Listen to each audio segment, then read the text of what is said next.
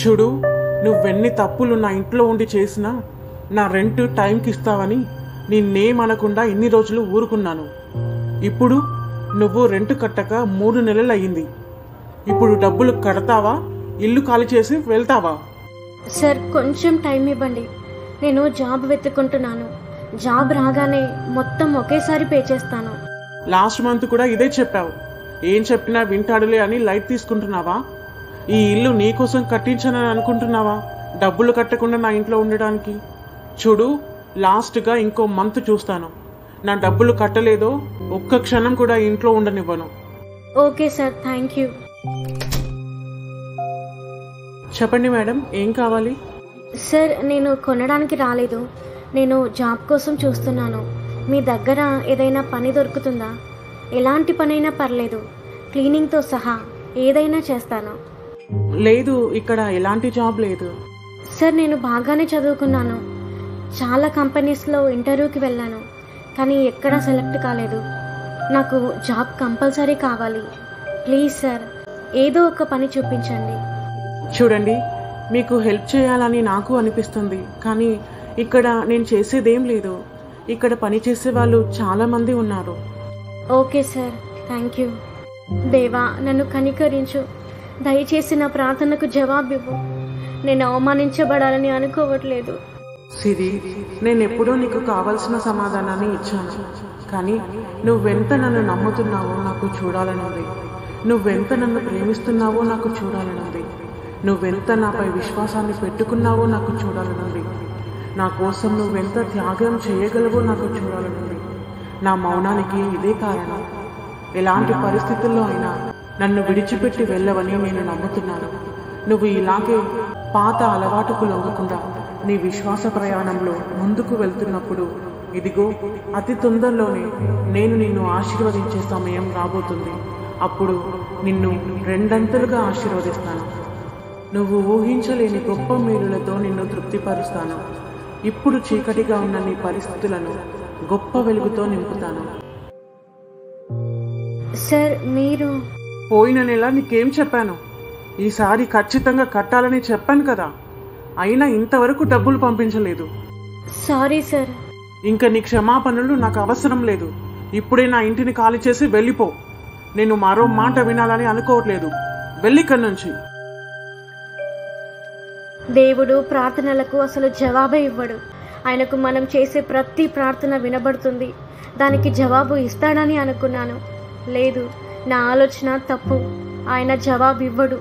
ఒకవేళ వినేవాడైతే నాకు ఈ పరిస్థితి వచ్చేదే కాదు.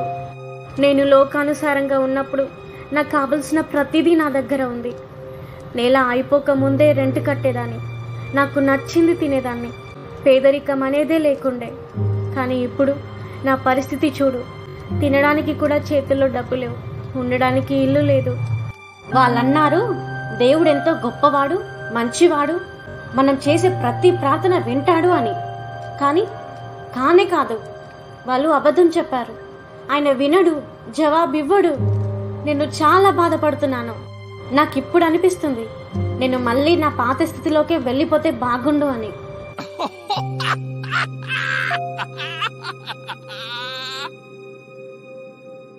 ఇప్పుడు సరైన దారిలోకి వచ్చావు.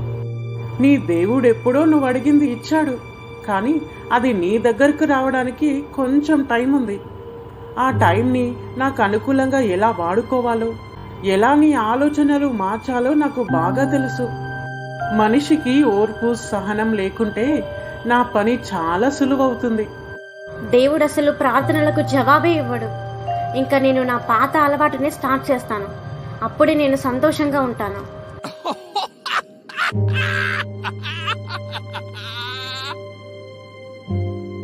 నేను గెలిచాను. తను సిరిలా ఉందే. ఓ సిరి, నువ్వేనా? నీకోసమే చూస్తున్నాను. నువ్వే కనిపించావు. చూడండి, ఇప్పుడు నువ్వేం అడగబోతున్నావో నాకు బాగా తెలుసు. ఎందుకు నేను చర్చికి రావడం లేదనేగా. ఓ, నిన్నేమైనా బాధ పెట్టి ఉంటే క్షమించు. అంతా బానే ఉందా? నువ్వెలా ఉన్నావు? లేదు, అస్సలు బాలేను. ఇంకా చర్చికి రావడం మానేద్దామని అనుకుంటున్నాను. ఎందుకంటే వచ్చి ఏం ప్రయోజనం లేదని నాకు అర్థమైంది. నేను రక్షణ తీసుకున్నప్పటి నుంచి సంతోషంగా ఉండే నా జీవితం కష్టాల కొలిమిలాగా తయారైంది. నేను అనుకునే ఒక్కటి కూడా నా జీవితంలో జరగట్లేదు. ఇప్పుడు ఉండడానికి ఇల్లు కూడా లేకుండా పోయింది. తినడానికి కూడా డబ్బులు లేవు. ఇంకా నేను అలసిపోయాను. జాబ్ కోసం ఎన్నోసార్లు ప్రార్థన చేశాను, కానీ ఒక్కసారి కూడా నాకు జవాబు రాలేదు. నేను చాలా బాధపడ్డాను. నీ మాటలు విని నా జీవిత విధానాన్ని మార్చుకున్నందుకు ఇప్పుడు బాధపడుతున్నాను. అందుకే నేను ఒకప్పటిలా ఉండాలని అనుకుంటున్నాను. అప్పుడైనా నా లైఫ్ సంతోషంగా ఉంటుంది. ఒకవేళ దాని వలన నేను నాశనం అవుతాను అని ఉంటే అవ్వని, పర్వాలేదు. లేదు సిరి, అలా మాట్లాడకు. నాశనం అవ్వాలని కోరుకోకు. దేవుని ద్వారా నువ్వు రక్షించబడ్డావు.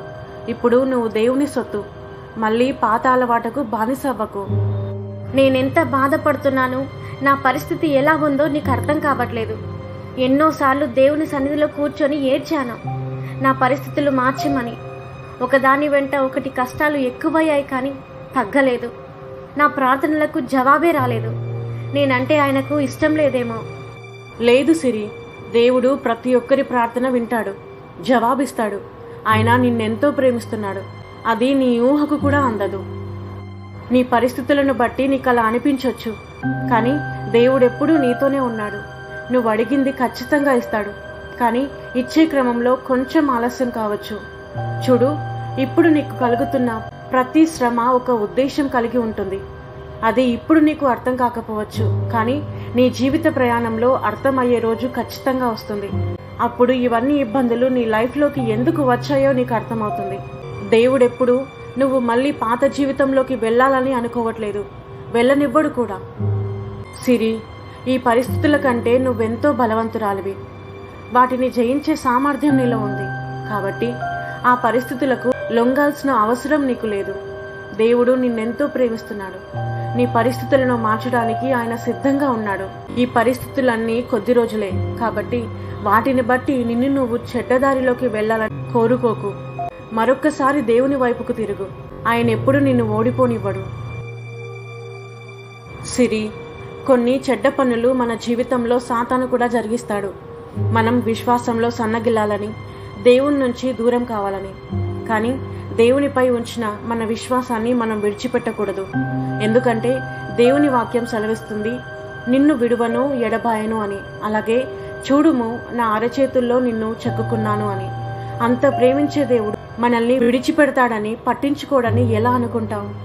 నన్ను అడుగుము, జనములను నీకు స్వాస్థ్యముగాను, భూమిని దిగంతముల వరకు సొత్తుగాను ఇచ్చేదను అని వాగ్దానం చేశాడు. అది కేవలం ఒక మాట అనుకుంటున్నావా?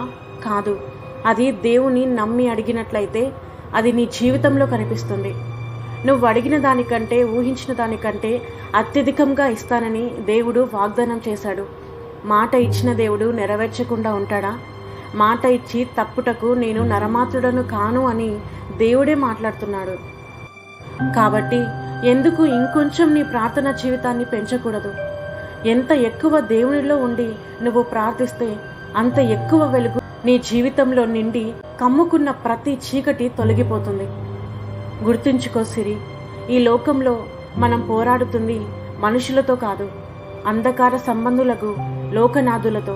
కాబట్టి దానికి తగ్గట్టుగా మనలో ప్రార్థన జీవితాన్ని పెంచాలే కానీ తగ్గించకూడదు.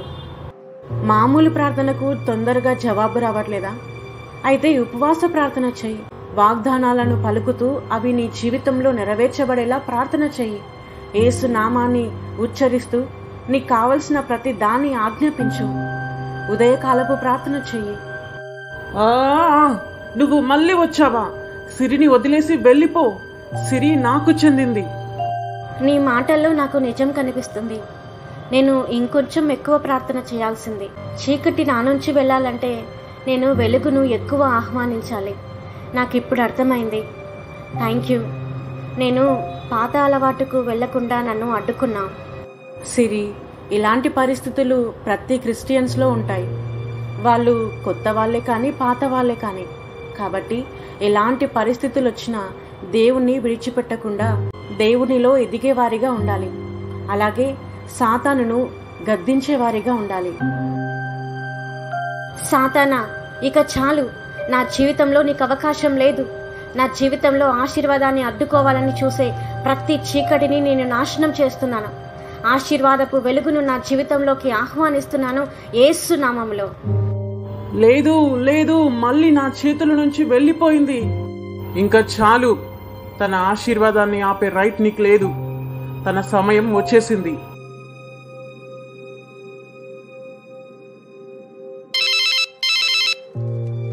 హలో, ఎవరు? హలో మేడం, మాట్లాడుతుంది సిరి గారేనా? అవును, మీరెవరు? నేను వెస్టేజ్ కంపెనీ నుంచి మాట్లాడుతున్నాను. మీరిచ్చిన అప్లికేషన్ చూసాం. మీరు ఈ జాబ్కి అప్రూవ్ చేయబడ్డారు. రేపు ఆఫీస్కి వచ్చి మిగతా విషయాలు మాట్లాడండి. నిజంగానా? థ్యాంక్ యూ, తప్పకుండా వస్తాను. థ్యాంక్ యూ దేవా, థ్యాంక్ యూ సో మచ్. దేవుడు ప్రార్థనలకు జవాబివ్వడని నేను అనుకున్న ఆలోచన తప్పని నా జీవితంలో దేవుడు నిరూపించాడు. ఆయన ప్రతి ఒక్కరి ప్రార్థన వింటాడు, దానికి జవాబిస్తాడు.